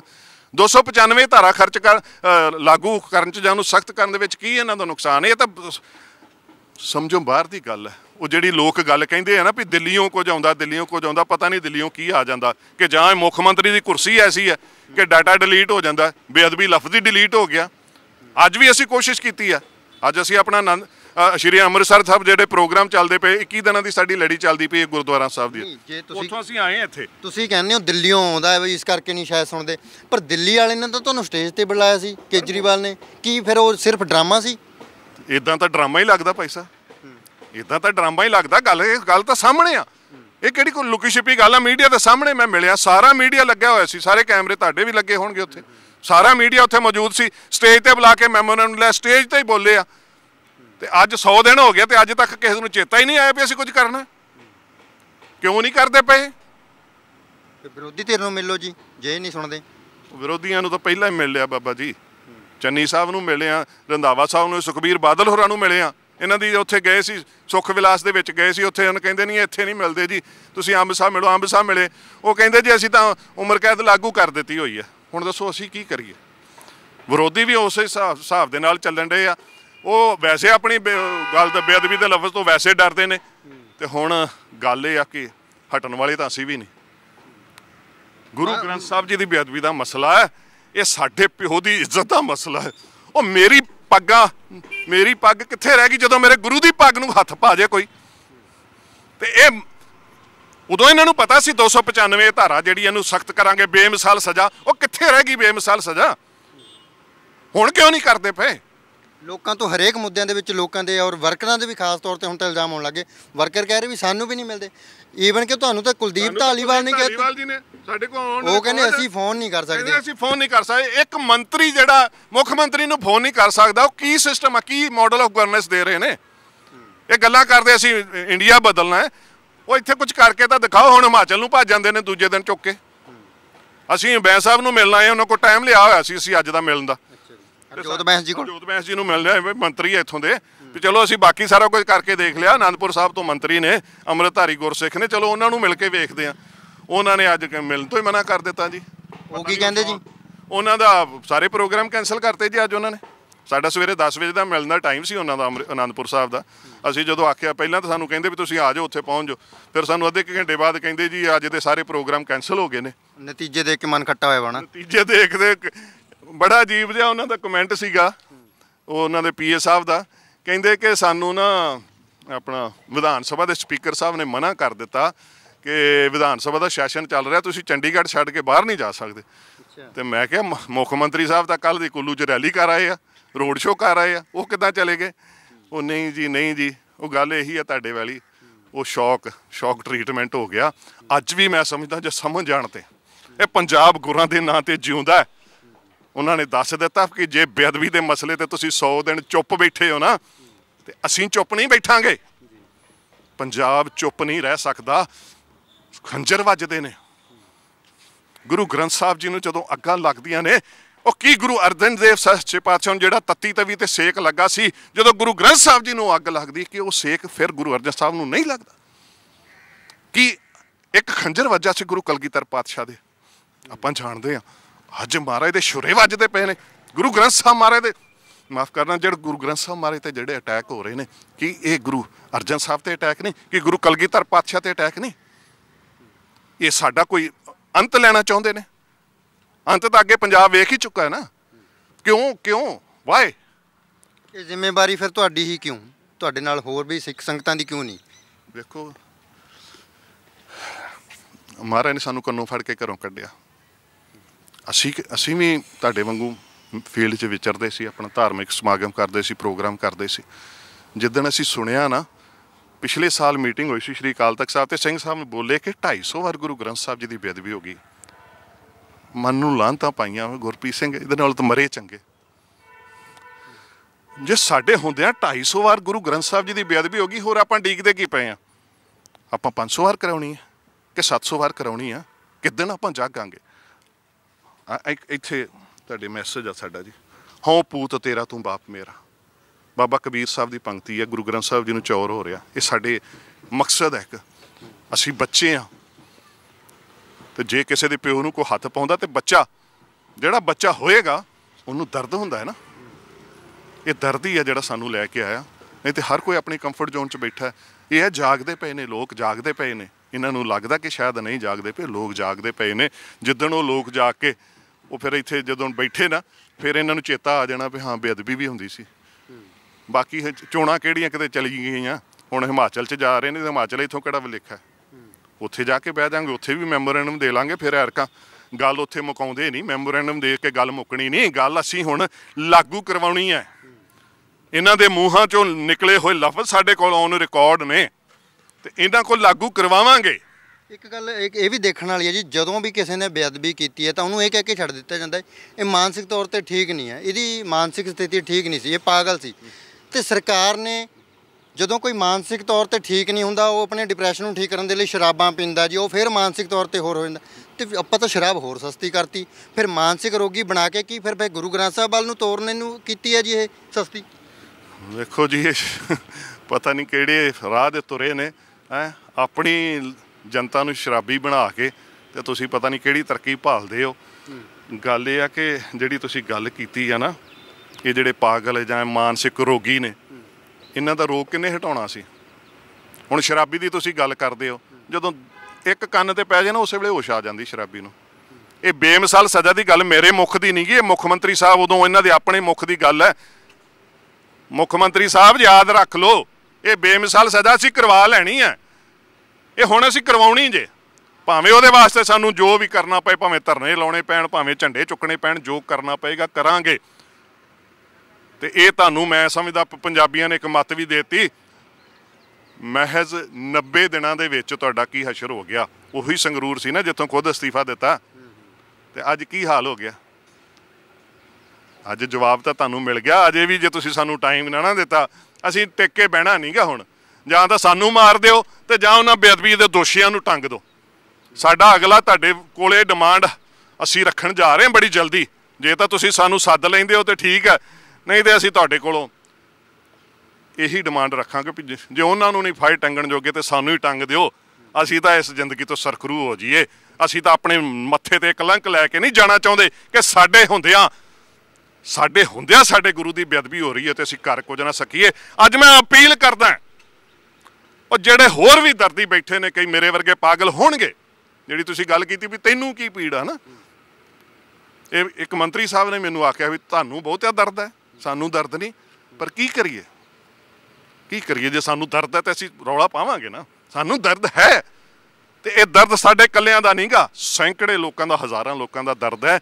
ਬਸ ਇਹ ਹੈ ਵੀ ਉਹਨਾਂ ਨੂੰ ਵੇ ਆਊਟ ਨਹੀਂ ਮਿਲਦਾ ਪਿਆ। ਅਸੀਂ ਜਲਦੀ ਹੀ ਇੱਕ ਵੱਡੀ ਮੁਹਿੰਮ ਸ਼ੁਰੂ ਕਰਨ ਜਾ ਰਹੇ ਹਾਂ ਤੇ ਤੁਹਾਨੂੰ ਦੱਸ ਦੇਵਾਂਗੇ ਕਿ ਬੇਅਦਬੀਆਂ ਦੇ ਮੁੱਦੇ ਦੇ ਉੱਤੇ ਇੱਦਾਂ ਦੀ ਰਾਜਨੀਤੀ ਜਿਹੜੀ ਹੈ ਨਾ ਕਿੰਨੀ ਕੁ ਭਾਰੀ ਪੈ ਸਕਦੀ ਹੈ, ਤੁਹਾਨੂੰ ਆਉਂਦੇ ਸਮੇਂ 'ਚ ਦੱਸਾਂਗੇ। ਜੇ ਤੁਹਾਨੂੰ ਕੋਈ ਟਾਈਮ ਨਹੀਂ ਨਾ ਦਿੱਤਾ ਜਾ ਰਿਹਾ, ਇੱਕ ਮੈਮੋਰੈਂਡਮ ਦੀ ਕਾਪੀ ਮੈਂ ਇੱਥੇ ਤੁਹਾਨੂੰ ਵੀ ਦਿਖਾਉਣਾ। ਉਹ ਮੈਮੋਰੈਂਡਮ ਦੀ ਕਾਪੀ ਇੱਕ ਕੁਲਦੀਪ ਧਾਲੀਵਾਲ ਜੀ ਕੋਲ ਪਈ ਹੈ, ਇੱਕ ਇਹਨਾਂ ਦੇ ਬਰਾੜ OSD ਉਹਨਾਂ ਕੋਲ ਪਈ ਹੈ, ਇੱਕ ਕਾਪੀ ਪਈ ਹੈ ਇਹਨਾਂ ਦੇ ਸੁਖਵੀਰ ਸਿੰਘ ਜਿਹੜੇ ਨੇ ਪਰਸਨਲ ਇਹਨਾਂ ਦੇ ਪੀ ਹੈ, ਹਾਂ ਉਹਨਾਂ ਕੋਲ ਪਈ ਹੈ। 3 ਕਾਪੀਆਂ ਇਹਨਾਂ ਕੋਲ ਪਹੁੰਚੀਆਂ ਹੋਈਆਂ। ਚੌਥੀ ਅੱਜ ਅਸੀਂ ਲੈ ਕੇ ਆਏ ਵੀ ਚਲੋ ਇਹਨਾਂ ਨੂੰ ਦੇ ਕੇ ਦੇਖ ਲੈਂਦੇ। ਉਹ ਵੈਸੇ ਹੀ ਹੱਥ ਖੜੇ ਕਰ ਗਏ। ਅਜੇ ਕਿ ਪਤਾ ਹੈ ਕਿ ਅਨੰਦਪੁਰ ਸਾਹਿਬ ਦੇ ਵਿੱਚ ਅਸੀਂ 1 ਸਤੰਬਰ ਤੋਂ ਲਹਿਰ ਸ਼ੁਰੂ ਕੀਤੀ ਹੋਈ ਹੈ ਬੇਅਦਬੀ ਦੇ ਬਾਰੇ। ਸਾਰਾ ਕੁਝ ਪਤਾ ਹੁੰਦਿਆਂ ਵੀ ਦੇਖੋ ਅੱਖਾਂ ਮੀਟਿਆਂ ਕੁਝ ਨਹੀਂ ਬਣਦਾ। ਜੇ ਕਬੂਤਰ ਅੱਖਾਂ ਮੀਟ ਲਏ ਨਾ ਤੇ ਹਾਲਾਤ ਨਹੀਂ ਬਦਲਦੇ, ਹਾਲਾਤ ਉਹੀ ਹੁੰਦੇ ਨੇ। ਇਹ ਅੱਜ ਅੱਖਾਂ ਚੁਰਾ ਰਹੇ ਨੇ। ਜਿਨ੍ਹਾਂ ਤੋਂ ਅੱਖਾਂ ਚੁਰਾਈਆਂ ਨੇ ਨਾ, ਇਹਨਾਂ ਦੇ ਸਪੋਰਟਰਾਂ ਤੋਂ ਇਹਨਾਂ ਨੇ ਆਪਣੇ ਅੱਖਾਂ ਚੁਰਾਈਆਂ, ਤਾਂ ਅੱਜ ਇਹਨਾਂ ਦਾ ਹਸ਼ਰ ਹੋਇਆ। ਉਹਨਾਂ ਨੇ ਸਜ਼ਾ ਦਿੱਤੀ ਹੈ ਇਹਨਾਂ ਨੂੰ। ਜਿਹੜੇ ਵਲੰਟੀਅਰ ਇਹਨਾਂ ਦੇ ਵਾਸਤੇ 10-10 ਸਾਲ ਗਾਲਦੇ ਪਏ ਸੀਗੇ, ਉਹਨਾਂ ਨੇ, ਜਿਨ੍ਹਾਂ ਦਾ ਅਜੇ ਫੋਨ ਨਹੀਂ ਚੱਕਦੇ, ਆਪਣੇ ਜਿਹੜੇ ਇਹਨਾਂ ਦੇ ਵਲੰਟੀਅਰ ਉਹਨਾਂ ਦਾ ਫੋਨ ਨਹੀਂ ਚੱਕਦੇ, ਸਾਡੇ ਵਰਗੇ ਬੰਦੇ। ਮਤਲਬ ਕਿ ਇਹਨਾਂ ਨੂੰ ਜਿਹੜੀ ਵੋਟ ਵੀ ਪਈ ਹੈ ਜੀ, ਬਹੁਤ ਸਾਰੇ ਇਹਨਾਂ ਦੇ ਬੂਥਾਂ ਦੇ ਉੱਤੇ ਬੈਠੇ ਸੀਗੇ, ਪਰ ਉਹ ਬੈਠ ਤਾਂ ਉੱਥੇ ਗਏ, ਵੋਟ ਉਹਨਾਂ ਨੇ ਇੱਧਰ ਪਾਈ ਹੈ। ਵੇਖੋ ਮੁੱਖ ਮੰਤਰੀ ਸਾਹਿਬ ਦੇ ਪਿੰਡੋਂ ਹਾਰ ਗਏ, ਬੂਥ ਵੀ ਨਹੀਂ ਲੱਗਾ, ਜਿੱਤ ਗਏ ਉੱਥੇ, ਜਿੱਤ ਗਏ, ਬਾਅਦ ਚ ਜਿੱਤ ਗਏ। ਪਤਾ ਨਹੀਂ ਮੀਡੀਆ 'ਚ ਆ ਰਹੀ ਸੀ ਖਬਰ ਹੀ। ਪਰ ਗੱਲ ਇਹ ਆ ਕਿ ਕਿੰਨੇ, ਮੈਨੂੰ ਲੱਗਦਾ 4 ਲੱਖ ਦੀ ਸਾਰਿਆਂ ਹਲਕਿਆਂ ਦੇ ਲੋਕ ਸਭਾ ਹਲਕੇ 'ਚੋਂ 4 ਲੱਖ ਤੋਂ ਵੱਧ ਦੀ ਲੀਡ ਨਾਲ ਜਿੱਤੇ ਨੇ ਸਾਰੇ MLA। ਤੇ ਅੱਜ ਕੀ ਹੋ ਗਿਆ, ਕੀ ਬਦਲ ਗਿਆ? ਇਹ ਤਾਂ ਮੁੱਖ ਮੰਤਰੀ ਸਾਹਿਬ ਦਾ ਆਪਣਾ ਹਲਕਾ ਹੈ। ਜੇ ਇਹ ਹਲਕਾ ਨਹੀਂ ਸਾਂਭਿਆ ਜਾ ਰਿਹਾ ਤੇ ਪੰਜਾਬ ਦੇ ਵਿੱਚ ਕਿੰਨਾ ਕੁ ਰੋਸ ਹੋਏਗਾ, ਪੰਜਾਬ 'ਚ ਕਿੰਨਾ ਕੁ ਦੁੱਖ ਹੈ, ਕਿੰਨਾ ਕੁ ਦਰਦ ਹੈ। ਤੇ ਆਹ ਬੇਅਦਬੀ ਚਾਹੁੰਦਾ ਹੈ ਸੰਸਾਰ ਸ਼੍ਰੀ ਗੁਰੂ ਗ੍ਰੰਥ ਸਾਹਿਬ ਜੀ ਦਾ ਸਤਿਕਾਰ। ਉਹ ਤੁਸੀਂ ਤਾਂ ਦੱਸਣਾ ਸੀ, ਉਹ ਕੋਈ ਸੈਮੀਨਾਰ ਕਰਦੇ, ਦੁਨੀਆ ਨੂੰ ਦੱਸਦੇ ਕਿ ਗੁਰੂ ਗ੍ਰੰਥ ਸਾਹਿਬ 'ਚ ਕੌਣ ਕੌਣ ਬੈਠੇ ਨੇ। ਉਹ ਜਿਹੜਾ ਮਹਾਰਾਜ ਦੇ ਅੰਗ ਭੰਗ ਕਰਦਾ, ਉਹ ਬਾਬਾ ਕਬੀਰ ਸਾਹਿਬ ਦੇ ਕਰਦਾ, ਨਾਮਦੇਵ ਜੀ ਦੇ ਕਰਦਾ, ਭਗਤ ਰਵਿਦਾਸ ਜੀ ਦੇ ਕਰਦਾ, ਰਾਮਾਨੰਦ ਬ੍ਰਾਹਮਣ ਜੀ ਦੇ ਕਰਦਾ, ਪਰਮਾਨੰਦ ਜੀ ਦੇ ਕਰਦਾ, ਬਾਬਾ ਫਰੀਦ ਜੀ ਦੇ ਕਰਦਾ। ਅਵਲ ਅੱਲਾ ਨੂਰ ਉਪਾਇਆ ਕੁਦਰਤ ਕੇ ਸਭ ਬੰਦੇ, ਏਕ ਨੂਰ ਤੇ ਸਭ ਜਗ ਉਪਜਿਆ, ਕੌਣ ਭਲੇ ਕੋ ਮੰਦੇ। ਕਿ ਦੱਸੋ ਨਾ, ਤੁਸੀਂ ਗੁਰੂ ਗ੍ਰੰਥ ਸਾਹਿਬ ਜੀ ਦੇ ਨਾਂ ਤੇ ਰੋਟੀਆਂ ਸੇਕਣ ਜੋਗੇ ਹੋ, ਫਿਰ ਸਾਰੇ ਬੇਅਦਬੀ ਦੇ ਨਾਂ ਤੇ ਰੋਟੀ ਸੇਕ ਲਓ, ਕੁਰਸੀ ਤੇ ਬਹਿ ਜਾਓ। ਬਸ ਇੰਨਾ ਸੌਖਾ ਨਹੀਂ ਹੁਣ। ਜੇ ਅਸੀਂ ਪਹਿਲੀਆਂ ਸਰਕਾਰਾਂ ਪੰਜਾਬ ਨੇ ਬਦਲੀਆਂ ਨੇ ਤੇ ਤੁਹਾਨੂੰ ਵੀ ਇੰਨਾ ਸੌਖਾ ਨਹੀਂ ਬਹਿਣ ਦਿੰਦੇ। ਕੁਰਸੀ ਫਿਰ ਤੁਹਾਡੇ ਲਈ ਸੁੱਖਾਂ ਦੀ ਸੇਜ ਨਹੀਂ ਹੋਏਗੀ। ਜੇ ਗੁਰੂ ਗ੍ਰੰਥ ਸਾਹਿਬ ਜੀ ਦੇ ਵਾਸਤੇ ਤੁਸੀਂ ਨਹੀਂ ਖੜਦੇ, ਜੇ ਗੁਰੂ ਗ੍ਰੰਥ ਸਾਹਿਬ ਜੀ ਦੇ ਵਾਸਤੇ ਤੁਹਾਡੇ ਮਨ 'ਚ ਕੋਈ ਭਾਵਨਾ ਨਹੀਂ ਹੈ, ਜੇ ਤੁਹਾਨੂੰ ਅੱਜ ਦਰਦ ਨਹੀਂ ਲੱਗਦਾ ਕਿ ਮਹਾਰਾਜ ਨੂੰ ਅੱਗਾਂ ਲਾਈਆਂ ਜਾ ਰਹੀਆਂ ਨੇ, ਛੁਰੇ ਮਾਰੇ ਜਾ ਰਹੇ ਨੇ, ਜੇ ਤੁਹਾਨੂੰ ਦਰਦ ਨਹੀਂ ਲੱਗਦਾ ਤੇ ਸਾਨੂੰ ਲੱਗਦਾ, ਤੇ ਅਸੀਂ ਤੁਹਾਨੂੰ ਚੈਨ ਨਾਲ ਨਹੀਂ ਬਹਿਣ ਦੇਵਾਂਗੇ। ਇਹ ਯਾਦ ਰੱਖਿਓ ਮਾਨ ਸਾਹਿਬ ਜੀ। ਸੋ ਇਹ ਤਾਂ ਗੱਲ ਹੋ ਗਈ, ਤੁਸੀਂ ਮਿਲਦੇ ਹੋ ਪਿਛੋਕੜ ਦੀਆਂ ਜਿਹੜੀਆਂ ਬੇਅਦਬੀਆਂ ਦੇ ਇਨਸਾਫ ਲਈ, ਪਰ ਅਗਾਂਹ ਨੂੰ ਬੇਅਦਬੀਆਂ ਨਾ ਹੋਵੇ ਉਹਦੇ ਲਈ ਸੰਗਤਾਂ ਨੂੰ ਜਾਗਰੂਕ ਕਰਦੇ ਕਿਵੇਂ ਹੋ ਜੀ? ਉਹਦੇ ਵਾਸਤੇ ਜੀ ਅਸੀਂ ਸੰਗਤਾਂ ਦੇ ਜਾ ਕੇ ਗੁਰੂ ਘਰਾਂ ਦੇ ਵਿੱਚ ਟੋਟਲੀ ਨਿਸ਼ਕਾਮ, ਸਾਡੀ ਸਾਰੀ ਲਹਿਰ ਨਿਸ਼ਕਾਮ ਹੈ। ਅਸੀਂ ਜਾ ਕੇ ਸਮਾਗਮ ਕਰਦੇ ਹਾਂ ਗੁਰੂ ਘਰਾਂ ਦੇ ਵਿੱਚ, ਸ਼ਹਿਰਾਂ 'ਚ, ਪਿੰਡਾਂ 'ਚ, ਉਹਨਾਂ ਨੂੰ ਟਾਈਮ ਮਿੱਥ ਕੇ ਉੱਥੇ ਜਾ ਕੇ ਦੱਸਦੇ ਹਾਂ ਸੰਗਤਾਂ ਨੂੰ ਐਡਾ ਵੱਡਾ ਦੁਖਾਂਤ ਜੇ 400 ਵਾਰ ਸਾਡੇ ਬਾਪ ਦੀ ਪੱਗ ਨੂੰ ਹੱਥ ਪੈ ਚੁੱਕਾ।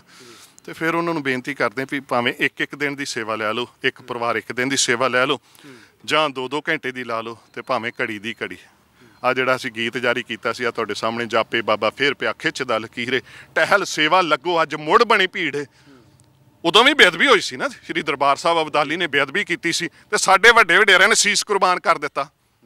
ਬਾਬਾ ਦੀਪ ਸਿੰਘ ਜੀ ਨੇ ਉਹ ਸੀਸ ਕੁਰਬਾਨ ਕਰਕੇ ਠੱਲੀ ਸੀ। ਹੁਣ ਇੱਥੇ ਇੱਕ ਵੰਗਾਰ ਵੀ ਹੈ ਬਾਬਾ ਦੀਪ ਸਿੰਘ ਜੀ ਦੇ ਨਾਂ ਤੇ। ਉਹ ਕੀ ਅਸੀਂ ਗੁਰਾਂ ਦੀ ਆਨ ਸ਼ਾਨ ਲਈ ਵਾਰੀ ਸਿਰੇ ਇੱਕ ਘੜੀ ਮਹਿਜ਼ 24 ਮਿੰਟ, ਇੱਕ ਘੜੀ 24 ਮਿੰਟਾਂ ਦੀ ਹੁੰਦੀ ਹੈ ਕਿ ਅਸੀਂ 24 ਮਿੰਟ ਗੁਰੂ ਗ੍ਰੰਥ ਸਾਹਿਬ ਜੀ ਨੂੰ ਚੌਰ ਵੀ ਨਹੀਂ ਚਲਾ ਸਕਦੇ।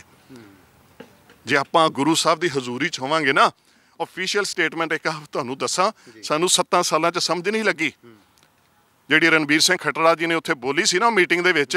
ਕਹਿੰਦੇ ਉਹ ਜਿਹੜੀ ਜਾਂਚ ਜਦੋਂ ਕੀਤੀ ਨਾ, ਉਹਦੇ 'ਚ ਗੱਲ ਸਾਹਮਣੇ ਆਈ ਜਦੋਂ ਬੁਰਜਵਾਰ ਸਿੰਘ ਵਾਲੇ ਦਾ ਗ੍ਰੰਥੀ ਸਿੰਘ ਮੋਗੇ ਨੂੰ ਚਲਾ ਗਿਆ, ਲਾਗੇ ਦੁਕਾਨਦਾਰ ਸੀਗਾ ਇੱਕ, ਉਹਨੇ ਆਪਣੇ ਜਿਹੜੇ ਗੁੰਡੇ ਸਾਥੀ ਸੀ, ਕਮੀਨੇ ਲੋਕ, ਹੁਣ ਮੈਂ ਕੀ ਲਫ਼ਜ਼ ਵਰਤਾਂ, ਉਹਨੂੰ ਮੈਸੇਜ ਲਾਇਆ ਉਹਨੇ ਇੱਕ, ਅੱਜ ਇੱਥੇ ਕੋਈ ਵਾਲੀ ਵਾਰਸ ਨਹੀਂ ਜੇ ਹੈਗਾ, ਅੱਜ ਇੱਥੇ ਕੋਈ ਵਾਲੀ ਵਾਰਸ ਨਹੀਂ ਜੇ ਹੈਗਾ। ਪੰਜਾਬੀਓ ਸੁਣ ਲਓ, ਗੁਰੂ ਗ੍ਰੰਥ ਸਾਹਿਬ ਨੂੰ ਪਿਆਰ ਕਰਨ ਵਾਲਿਓ ਸੁਣ ਲਓ, 7 ਸਾਲ ਪਹਿਲਾਂ ਜਿਹੜੀ ਉਹਨੇ ਗੱਲ ਕਹੀ ਸੀ, ਅੱਜ ਵਾਲੀ ਵਾਰਸ ਬਣ ਕੇ ਬਹਿਣ ਦਾ ਸਮਾਂ।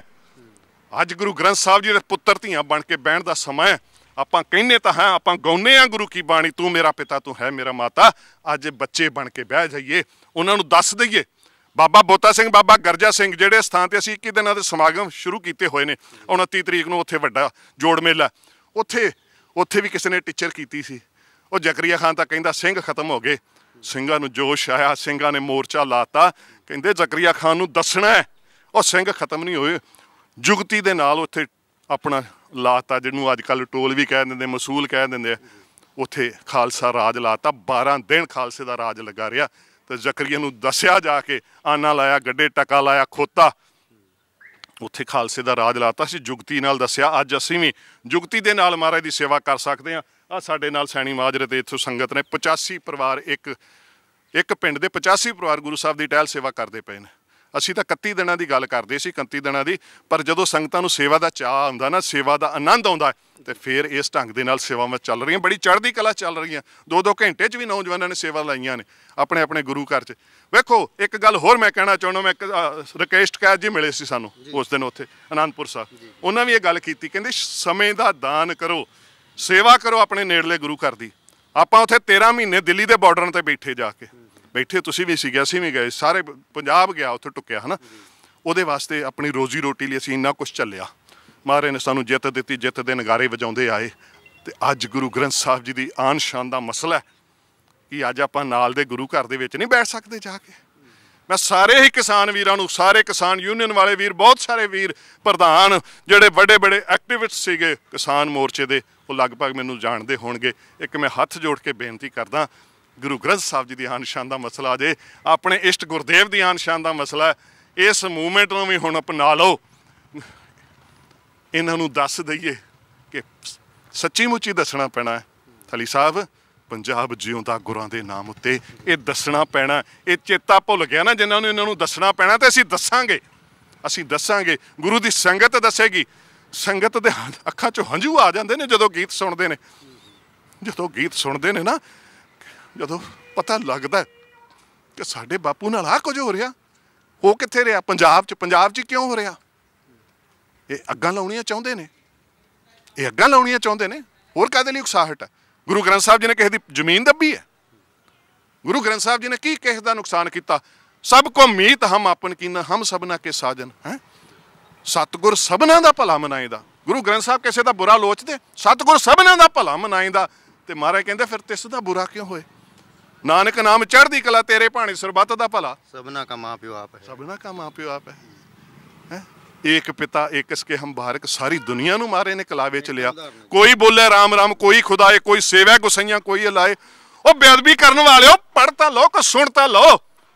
ਉਹ ਜਾਂ ਇਹੀ ਦੱਸ ਦਿਓ ਤੁਸੀਂ ਕਿਹਦੇ ਹੋ। ਅਸੀਂ ਤਾਂ ਗੁਰੂ ਗ੍ਰੰਥ ਸਾਹਿਬ ਦੇ ਬੱਚੇ ਹਾਂ। ਉਹ ਜੇ ਬੇਅਦਬੀ ਕਰਨ ਆਉਣਾ ਤੇ ਫਿਰ ਕਹਿ ਕੇ ਆ ਜਿਓ, ਫਿਰ ਵੇਖ ਲਾਂਗੇ। ਚੋਰੀਆਂ ਕਰਦੇ ਹੋ ਨਾ, ਤੇ ਚੋਰੀਆਂ ਤੋਂ ਡੱਕਣਾ, ਫਿਰ ਕਾਨੂੰਨ ਵਿਵਸਥਾ ਲਾਗੂ ਕਰਨਾ। ਇੱਕ ਹੋਰ ਬੜੀ ਜ਼ਰੂਰੀ ਮੰਗ ਮੇਰੇ ਧਿਆਨ 'ਚ ਆ ਗਈ, ਅਸੀਂ ਉਹ ਕੀਤੀ, ਇਹਨਾਂ ਤੋਂ ਕਰਨੀ ਹੈ ਜੇ। ਮੈਮੋਰੈਂਡਮ ਦਾ ਵੀ ਸਾਡਾ ਹਿੱਸਾ ਹੋ ਕਿ ਇੱਕ ਐਂਟੀ ਬੇਅਦਬੀ ਟਾਸਕ ਫੋਰਸ ਦਾ ਗਠਨ ਕਰੋ। ਇਹ ਬਹੁਤ ਜ਼ਰੂਰੀ ਹੈ। ਤੁਸੀਂ ਦੇਖਿਆ ਹੋਣਾ ਜਿੱਥੇ ਬੇਅਦਬੀ ਹੁੰਦੀ ਹੈ ਨਾ, ਉਹ ਝੱਟ ਜਾ ਕੇ ਪੋਚੇ ਪਾਉਣੇ ਸ਼ੁਰੂ ਹੋ ਜਾਂਦੇ ਨੇ। ਆਹ ਪਾਗਲ ਹੈ ਜੀ, ਇਹਦੀ ਤਾਂ ਆਹ ਦਵਾਈ ਚੱਲਦੀ ਸੀ, ਇਹਨੂੰ ਇੱਦਾਂ ਹੋ ਗਿਆ, ਇਹਨੂੰ ਤਾਂ ਭੂਤ ਚੰਬੜਦਾ ਸੀ, ਇਹਨੂੰ ਆਹ ਹੁੰਦਾ ਸੀ, ਹਾਂ ਜੀ ਆਹ ਪੱਖਾ ਜੀ, ਆਹ ਪਲਾਸਟਿਕ ਦਾ ਪੱਖਾ ਸੀ, ਅੱਗ ਲੱਗ ਗਈ ਜੀ। ਸਾਡੇ ਘਰ ਤਾਂ ਕਦੀ ਪਲਾਸਟਿਕ ਦੇ ਪੱਖੇ ਤੋਂ ਅੱਗ ਨਹੀਂ ਲੱਗੀ, ਕਿਸੇ ਦੇ ਘਰ ਨਹੀਂ ਲੱਗਦੀ। ਅੱਜ ਤੱਕ ਕਿਸੇ ਦੇ ਘਰ ਪੱਖੇ ਤੋਂ ਅੱਗ ਲੱਗੀ ਹੋਏ ਤਾਂ ਮੈਨੂੰ ਦੱਸ ਸਕਦਾ, ਮੇਰੇ ਧਿਆਨ 'ਚ ਨਹੀਂ ਆਈ। ਮੇਰੀ 50 ਸਾਲ ਦੀ ਉਮਰ ਹੋ ਚੱਲੀ ਆ ਕਿ ਕਿਸੇ ਘਰ ਕਿਤੇ ਖਬਰ ਨਹੀਂ ਪੜੀ ਅੱਜ ਤੱਕ ਕਿ ਪੱਖੇ ਤੋਂ ਅੱਗ ਲੱਗੇ। ਪੱਖੇ ਮਹਾਰਾਜ ਦੇ ਪਲੰਗ ਨੂੰ ਕਿਉਂ ਅੱਗ ਲਾਉਂਦੇ ਆ? ਪੱਖੇ ਤੋਂ ਗੁਰੂ ਗ੍ਰੰਥ ਸਾਹਿਬ ਜੀ ਦੇ ਪੀੜਾ ਸਾਹਿਬ ਨੂੰ ਕਿਉਂ ਅੱਗ ਲੱਗਦੀ ਆ? ਪੱਖੇ ਬਦਨਾਮ ਨੇ, ਕਮੀਨੇ ਇਨਸਾਨ ਨੇ, ਤੇ ਉਦੋਂ ਵੱਧ ਕਮੀਨੇ ਉਹ ਲੋਕ ਨੇ। ਮੈਂ ਸਮਝਦਾ, ਅੱਜ ਮੈਂ ਕਹਿਣਾ ਚਾਹੁੰਦਾ, ਰੋਸ ਦੇ ਵਿੱਚ ਕਹਿ ਰਿਹਾ, ਉਦੋਂ ਵੱਧ ਕਮੀਨੇ ਉਹ ਲੋਕ ਨੇ ਜਿਹੜੇ ਇਹਦੇ ਸਾਰੇ ਤੇ ਪਰਦਾ ਪਾਉਂਦੇ ਨੇ ਤੇ ਜਿਹੜੇ ਇਹਦੇ ਤੇ ਰਾਜਸੀ ਰੋਟੀਆਂ ਸੇਕ ਕੇ ਕੁਰਸੀਆਂ ਤੇ ਬੈਂਦੇ ਨੇ, ਬਾਅਦ 'ਚ ਚੇਤਾ ਭੁੱਲ ਜਾਂਦਾ। ਉਹ ਵੀ ਉਨੇ ਹੀ ਕਮੀਨਗੀ ਦੇ ਹੱਕਦਾਰ ਨੇ। ਜੇ ਤੁਹਾਨੂੰ ਨਹੀਂ ਯਾਦ ਆਉਂਦਾ ਤੇ ਹੁਣ ਯਾਦ ਤਾਂ ਤੁਹਾਨੂੰ ਕਰਨਾ ਪੈਣਾ। ਗੁਰੂ ਗ੍ਰੰਥ ਸਾਹਿਬ ਜੀ ਦੇ ਪੁੱਤਰ ਧੀਆਂ ਜਾਗੇ ਨੇ ਤੇ ਇਹ ਹੁਣ ਕਰਨਗੇ ਜੋ ਕਰ ਸਕਦੇ ਨੇ। ਅਸੀਂ ਚੈਨ ਨਾਲ ਨਹੀਂ ਬਵਾਂਗੇ ਤੇ ਨਾ ਤੁਹਾਨੂੰ ਚੈਨ ਨਾਲ ਬਹਿਣ ਦੇਵਾਂਗੇ। ਬਿਲਕੁਲ, ਸੋ ਜਾਇਜ਼ ਨੇ, ਕਿਉਂਕਿ ਇੱਕ ਸਿੱਖ ਦੇ ਅੰਦਰ ਕੀ ਰੋਸ ਹੋਊਗਾ ਉਹ ਆਪਾਂ ਸਮਝ ਸਕਦੇ ਹਾਂ। ਪਰ ਸਰਕਾਰਾਂ ਨੂੰ ਵੀ ਸਮਝਣਾ ਚਾਹੀਦਾ, ਜਿਹੜੇ ਲੀਡਰ ਜਦੋਂ ਰਾਜਨੀਤੀ ਦੇ ਵਿੱਚ ਆਉਂਦੇ ਨੇ ਜਾਂ ਫਿਰ ਜਦੋਂ ਸਰਕਾਰ ਇਹਨਾਂ ਦੀ ਬਣਨੀ ਹੁੰਦੀ ਹੈ ਜਾਂ ਕਿਸੇ ਨੇ ਵੀ ਚੋਣਾਂ ਦੇ ਵੇਲੇ ਲੋਕਾਂ ਦੇ ਨਾਲ ਵਾਅਦੇ ਸਭ ਤੋਂ ਪਹਿਲਾਂ ਸ੍ਰੀ ਗੁਰੂ ਗ੍ਰੰਥ ਸਾਹਿਬ ਮਹਾਰਾਜ ਜੀ ਦੇ ਕੀਤੇ ਜਾਂਦੇ ਨੇ, ਸ੍ਰੀ ਗੁਰੂ ਗ੍ਰੰਥ ਸਾਹਿਬ ਮਹਾਰਾਜ ਜੀ ਦੀਆਂ ਬੇਅਦਬੀਆਂ ਨੂੰ ਲੈ ਕੇ ਕੀਤੇ ਜਾਂਦੇ ਨੇ, ਤੇ ਬਾਅਦ ਦੇ ਵਿੱਚ ਕੀ ਸੱਪ ਸੁੰਘ ਜਾਂਦਾ। ਹਰੇਕ ਹੀ ਸਵਾਲ ਕਰਦਾ ਵੀ ਯਾਰ ਘੱਟੋ ਘੱਟ ਸ਼ਰਮ ਕਰ ਲਓ। ਆਪਾਂ ਜਦੋਂ ਇਹ ਕਹਿੰਦੇ ਆ ਨਾ ਵੀ ਹਲੇ ਜੀ ਅਸੀਂ ਆਹ ਮੁੱਦਾ ਕਰ ਰਹੇ ਹਾਂ, ਤੇ ਉਦੋਂ ਫਿਰ ਸਾਨੂੰ ਸ਼ਰਮ ਨਾਲ ਮੂੰਹ ਥੱਲੇ ਕਰਕੇ ਇਹ ਗੱਲ ਕਹਿਣੀ ਚਾਹੀਦੀ ਹੈ, ਕਿਉਂਕਿ ਸ੍ਰੀ ਗੁਰੂ ਗ੍ਰੰਥ ਸਾਹਿਬ ਮਹਾਰਾਜ ਜੀ ਦੀ ਬੇਅਦਬੀ ਤੋਂ ਵੀ ਜੇਕਰ ਕੋਈ ਵੱਡਾ ਤੁਹਾਡੇ ਲਈ ਮੁੱਦਾ ਹੈ, ਪਹਿਲਾਂ ਤਾਂ ਚੋਣਾਂ ਤੋਂ ਪਹਿਲਾਂ ਸ੍ਰੀ ਗੁਰੂ ਗ੍ਰੰਥ ਸਾਹਿਬ ਮਹਾਰਾਜ ਜੀ ਦਾ ਮੁੱਦਾ ਸਭ ਤੋਂ ਵੱਡਾ ਹੁੰਦਾ ਹੈ, ਤੇ ਬਾਅਦ ਦੇ ਵਿੱਚ ਜੇਕਰ ਹੋਰ ਗੱਲਾਂ ਜ਼ਰੂਰੀ ਹੋ ਜਾਂਦੀਆਂ ਤਾਂ ਫਿਰ ਸਾਨੂੰ ਸ਼ਰਮ ਜ਼ਰੂਰ ਕਰਨੀ ਚਾਹੀਦੀ ਹੈ। ਸੋ ਕਿਤੇ ਨਾ ਕਿਤੇ ਭਾਈ ਗੁਰਪ੍ਰੀਤ ਸਿੰਘ ਜੀ ਦੇ ਸਵਾਲ ਇਹ ਵੀ ਜਾਇਜ਼ ਨੇ ਵੀ ਕਿਤੇ ਇਹੀ ਕਾਰਨ ਤੇ ਨਹੀਂ ਲੋਕਾਂ ਤੋਂ ਦੂਰੀ ਬਣੀ, ਆਪਣੇ ਵਰਕਰਾਂ ਤੋਂ ਦੂਰੀ ਬਣੀ, ਸ੍ਰੀ ਗੁਰੂ ਗ੍ਰੰਥ ਸਾਹਿਬ ਮਹਾਰਾਜ ਜੀ ਦੀ ਬੇਅਦਬੀ ਦੇ ਮੁਤਾਬਕ ਜਿਹੜੇ ਮਿਲ ਕੇ ਉਹਨਾਂ ਦੇ ਸਬੰਧ ਦੇ ਵਿੱਚ ਮੁੱਖ ਮੰਤਰੀ ਸਾਹਿਬ ਨੂੰ ਜਾਂ ਹੋਰ ਮੰਤਰੀ ਨੂੰ ਮਿਲਣਾ ਚਾਹੁੰਦੇ, ਉਹਨਾਂ ਨੂੰ ਵੀ ਨਹੀਂ ਮਿਲਣ ਦਿੱਤਾ ਜਾਂਦਾ। ਕਿਤੇ ਇਹ ਦੂਰੀਆਂ ਨੇ। ਅੱਜ ਆਮ ਆਦਮੀ ਪਾਰਟੀ ਨੂੰ ਕਰਾਰੀ ਹਾਰ ਤਾਂ ਨਹੀਂ ਦਿੱਤੀ, ਜਿਹਨੂੰ ਕਹਿੰਦੇ ਸੀ ਵੀ ਇਹ ਬੰਦੇ ਦੀਆਂ ਜ਼ਮਾਨਤਾਂ ਜ਼ਬਤ ਹੋਣਗੀਆਂ, ਇਹ ਤਾਂ ਰਿਕਾਰਡ ਕਾਇਮ ਕਰੂਗਾ, ਇਹ ਤਾਂ ਚੱਲਿਆ ਹੋਇਆ ਕਾਰਤੂਸ ਹੈ। ਅੱਜ ਉਸ ਚੱਲੇ ਹੋਏ ਕਾਰਤੂਸ ਨੇ ਸਾਰੀ ਆਮ ਆਦਮੀ ਪਾਰਟੀ ਦੇ, ਚਾਹੇ ਉਹ ਦਿੱਲੀ ਚਾਹੇ ਪੰਜਾਬ, ਸਾਹ ਸੂਤੇ ਹੋਏ ਸੀ। ਸੋ ਆਪਣੇ ਅੰਦਰ ਜ਼ਰੂਰ ਝਾਤ ਮਾਰੀਏ। ਅਸੀਂ ਵੀ ਜ਼ਰੂਰ ਬੇਨਤੀ ਕਰਾਂਗੇ ਵੀ ਇਸ ਮੁੱਦੇ ਨੂੰ ਗੰਭੀਰਤਾ ਦੇ ਨਾਲ ਲਿਆ ਜਾਵੇ, ਔਰ ਭਾਈ ਗੁਰਪ੍ਰੀਤ ਸਿੰਘ ਜਦੋਂ ਵੀ ਤੁਹਾਨੂੰ ਮਿਲਣ ਆਉਂਦੇ ਆ ਜਾਂ ਕੋਈ ਹੋਰ ਵੀ, ਮੈਂ ਕਹਿੰਦਾ ਇੱਕ ਸਿੱਖ ਵੀ ਆਮ ਵੀ ਤੁਹਾਨੂੰ ਇਸ ਮੁੱਦੇ ਦੇ ਉੱਤੇ ਮਿਲਣ ਆਉਂਦਾ, ਉਹਦਾ ਸਤਿਕਾਰ ਕੀਤਾ ਜਾਵੇ ਔਰ ਉਹਨੂੰ ਸਤਿਕਾਰ ਦੇ ਨਾਲ ਮਿਲ ਕੇ ਇਸ ਮਾਮਲੇ ਦੇ ਉੱਤੇ ਜ਼ਰੂਰ ਕੋਈ ਨਾ ਕੋਈ ਕਾਰਵਾਈ ਕੀਤੀ ਜਾਵੇ। ਸਤਨਾਮ ਸਿੰਘ ਦੇ ਨਾਲ ਜਗਦੀਪ ਸਿੰਘ ਥਲੀ, ਪੰਜਾਬੀ ਲੋਕ ਚੈਨਲ।